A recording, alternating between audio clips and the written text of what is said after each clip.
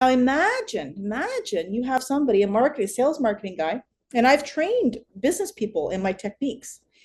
And I have this one guy. He says, I'm such a nervous wreck. Half the time I lose. He is a branding guy, and he would present his branding, and then the companies would accept it or not, right? And he'd get the contract. And he says, I'm so nervous. He says it's like I'm really good at what I do, but I'm so nervous that all the nervousness, the stress, the emotions, the anxiety just overtakes me. And I have to see my notes. I'm reading my notes all the time. I'm clicking my thing all the time. He says, and it really takes away. And half the time I don't get the contracts. It's why I'm not moving forward. So I trained him in the self-discovery techniques, and I had him practicing, and we developed, I call him his grounding muscles and his Chakaura muscles, and bringing in the power and the techniques to do when it came up and so on, how to flesh it out and so on.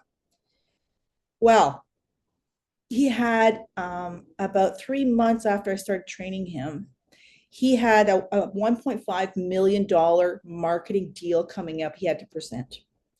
He was a friggin' nervous wreck. So he had a consult with me. I said, listen, do your tools. Don't worry about it. Do your tools. Stick to your tools. You can do this. You will see.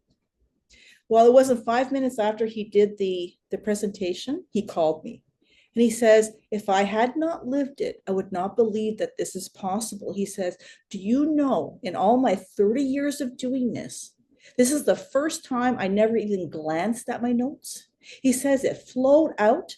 I was personable. I was presentable. He says, I was comfortable. I never felt anything. He says, and right there, I got the deal, which has never happened. They signed it right there.